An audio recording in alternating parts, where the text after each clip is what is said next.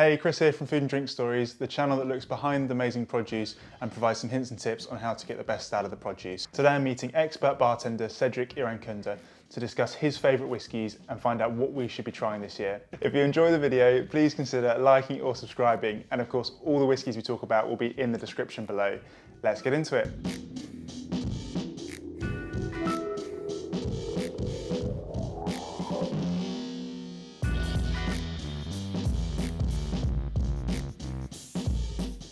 Very self-confessed whiskey nut. Where does your sort of interest come from? Whiskey nut, I like that. I think it's supposed like it comes from growing up. Grew up in Central Africa, where it's very much seen as a sign of prestige. You know, it's what your dad drinks, it's what your uncles drink. Yeah. And then through sort of over 10 years of bartending, I've got to try many. I've got to see many trends in whiskey come and go. I've been able to visit some distilleries. Yeah, you've been to some cool places, haven't you? Yeah, some very, very cool distilleries. Yeah, and I think over the years, I really developed a passion for it. I guess what would be good to start with is, for those people that don't know, what is whiskey and how is it made? In its simplest form, it's described as brown distilled spirit. Nice and broad. Nice and broad. And what that comes from is the materials it's made from, which in terms of whiskey is grain. Okay. And then there's the method, which is distillation, and then very importantly, aging. Now, all of this may vary from country to country, but there's always strict rules that include what product is meant for, how it is made, and how it is aged. Okay. So which three have you bought? Today I've got 3 different whiskies from 3 different countries, hopefully 3 very different expressions of whiskey. Yeah. The first one is Cotswold. Most of you might be already familiar with their gin, Cotswold's gin, yes. Which is actually how I was introduced to it. I love it. It's a very brilliant story, the story of Cotswolds. It's a very brilliant product with a lot of love that's gone into it. This is English whiskey, one of the first English whiskies to come out. I don't know any other. I can't think of any other. Yeah, and the reason for that is this is the first generation of English whiskies to exist in very nearly 200 years. Mm-hmm. So they're making history, and this is a very young whiskey. Okay. The stipulations for whiskey are that it must be aged for 3 years and a day for it to be called whiskey, and that's exactly the same in English. You will notice that this has got no age statement. The age of the whiskey is not the selling point right now. It's a very modern whiskey, and it's more about the expression of the wine. Okay, let's try it. Yeah. Lovely colour. Very young colour as well. So what do you mean by that? Does it fade over time or change? Still quite pale as the longer they stay in contact with the barrel, the darker that colour becomes. Okay. It might still be lighter, it might be golder, but you'll still see that brown that inhibits. Okay. Again, still quite strong, quite tough on the nose, but again, it's young, and some people like that. Some people like whiskey, to be punchy, and you get that light attack on the nose. Oh. It's good. Mm-hmm. It's good. It's I guess it's not for the super sort of faint-hearted, is it? I wouldn't give it like that. Not at all. It's not a beginner. I imagine it would be very good for mixing as well. But it's still an easy drinker as far as whiskies are concerned. Considering it comes in at 46%. Yeah. It's still very light. It's fruity. There is some honey going on in the background, and it's very well rounded as well, which is the most important thing for a very young whiskey like this. Another important thing is those fruitier bits. Really, you've got Cotswolds to thank for. It's that extra sun that the barley get, which creates more starch, and you get more flavour coming through at the end, and that's really what they pride themselves in. They know exactly where their barley is coming from, so they can control the final. Yeah. It's tasty though. It's good. I like it. If I'm honest, it's better than I anticipated. You think English whiskey, you think that's weird. Why is it not being here before? But I guess it is similar conditions, isn't it? It is, It's similar conditions, but also it's a different expression. It's not trying to be Scotch. No, it's got a long finish though. I can still very long finish. That's it. Yeah. And so who's going to drink this? Who's going to enjoy this? If you find yourself drawn, for me, the moment I smelled it, it was very reminiscent of the very young Highlands. So if you find yourself drawn to your Highland Park 12, Auburn 14, something like Glenmorangie, this will be the one for it. It's got that malty, woody taste, but it's still well-rounded. It's still very gentle to the taste, and it's got a point of difference because it's English as well. So it's exactly cool. Yes, yeah. Okay, right. Let's move on to the next one. So next one, I have got the Nikka from the Barrow. Excellent. Nikka from the Barrow has been probably my favorite whiskey for the last 3 years, just because it really redefines Japanese whiskey for me. So what can you tell me about it? Because Japanese whiskey's been around for a while, hasn't it? It's really it's quite revered, isn't it, Japanese whiskey? Yes, I mean Japanese whiskey has been there for years. The Japanese fell in love with whiskey from the first time it arrived in the 1700s. They spent nearly 100 years making crazy counterfeits of whiskey. There were loads of sailors that went out there and wrote about until really the 1920s. But the history of Japanese whiskey as we know it today really starts when Suntory sent Masataka Takatsuru, the founder of Nikka whiskey, over to Scotland to study about Scotch, and that's really why Nikka takes place of pride, is because after he came back, he worked at Yamazaki, but then he went off to start Nikka. So this is the brand of the godfather of Scotch, of Japanese whiskey as we know it today. Okay, and so what can you tell me specifically about Nikka? Because this is, I mean, it's cool, isn't it? Look at this bottle, it's amazing. This is why I love it, really. This is Japanese whiskey finest saying, we're not going to copy Scotch, we're going to step away. It's Nikka from the Barrow. It's a designation that does not exist either in Scotch, Irish whiskey or bourbon.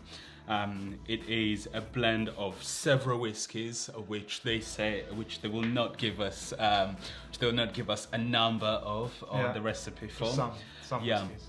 Okay. It is, but it's beautiful. It rocks in at about 51.4%. So very strong whiskey. Sorry, 51.4%. 51.4%. But they also sell much smaller bottles. So you'll find that it's a 50 cl bottle as opposed to your traditional 70 cl bottle. And that talks to the traditional drinking methods of the Japanese. They tend to put in loads of ice. They tend to mix it, and that is how it was meant to be drunk. My mouth's watering. Should we try? Should be, Let's try it. Smells good. Yeah, but again, if you look at that color, the color is deeper, it's richer. Even on the nose, at 51.4%, you can the fruit still cuts through that alcohol, comes right to the rum. It's warming. And I imagine it burns its way down. That's good there, huh? It only comes in at about £40, sometimes lower. Which is cool because it's basically, I really like the 50 cl bottle because it basically it makes it more affordable. Yeah. And actually, you don't always need. How often do people sit and, unless they know you, how often do they sit and drink through a whole big bottle of whiskey? You can probably have one or two and it keep you going for the whole year, but having a smaller one for a little bit less in terms of how much it costs, it's cool. I like it. And it brings that prestige to it. There is less of it, so you treasure it more. Okay. Great. Well, I'm going to keep this one. Yeah. You get the next one out. Last but not least, what have we got? So we've got Port Charlotte, which comes from Bruichladdich, which is an Islay distillery. They are very modern. They're very innovative. I wouldn't say young, but they've been reborn since 2001, and they've definitely been one of the most groundbreaking distillers out there. You might have seen their Laddie, which is the bright blue, isn't it? That's the bright blue. Yeah. Okay. So they've got three expressions of their whiskey, which is the Laddie, which is what they say not peaty one.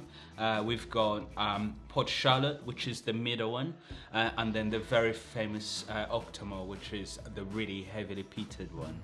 The expensive one as well. Which is the expensive one which as we'll well. Have Yes, time, yeah. When we make our millions. Absolutely. Yeah. And you mentioned that this is from Islay.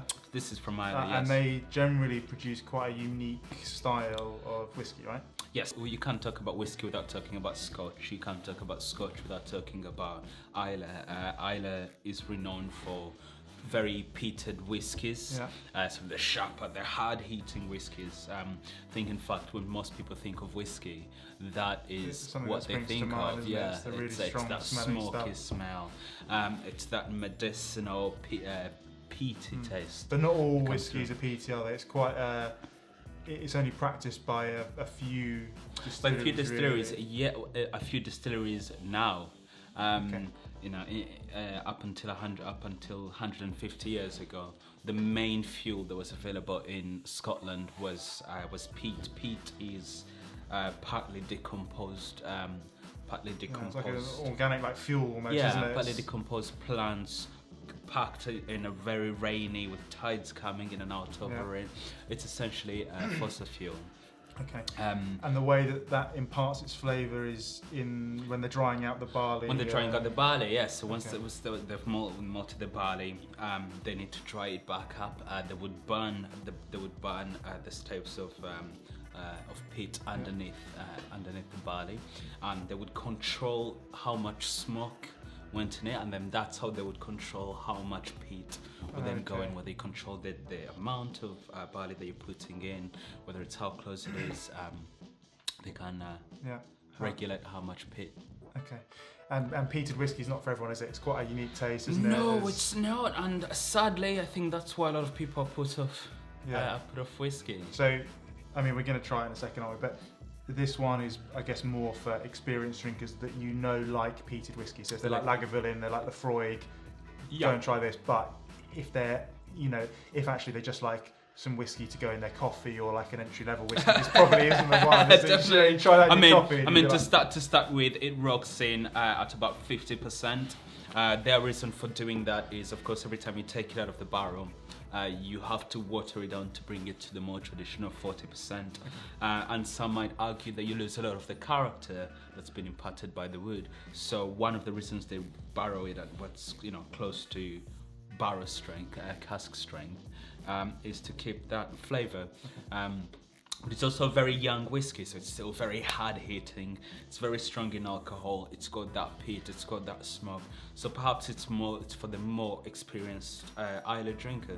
But enjoys experimenting and likes different types of styles. Exactly. But if you're a whiskey drinker who hasn't maybe tried a lot of Islay whiskies, this might be a very good one to try, because even though it's peated, even though it's high in alcohol, I've found it to be quite robust and quite well-rounded. All right, we need to stop talking about it. I want to drink it. You're selling it well, so let's try it. Okay. So this is less peaty than the Octomore, is what you're saying? Yes. So this is their middle class of peat, but again, it's not like our eyes are watering. No, you can smell the peat. I can still smell it even from here. I can smell the peat. Yeah. But I like that. I like peaty whiskey. But if you look at the colour, it's not too pale. There's that gold. The Freud's like really, really pale, isn't it? The Freud is quite pale.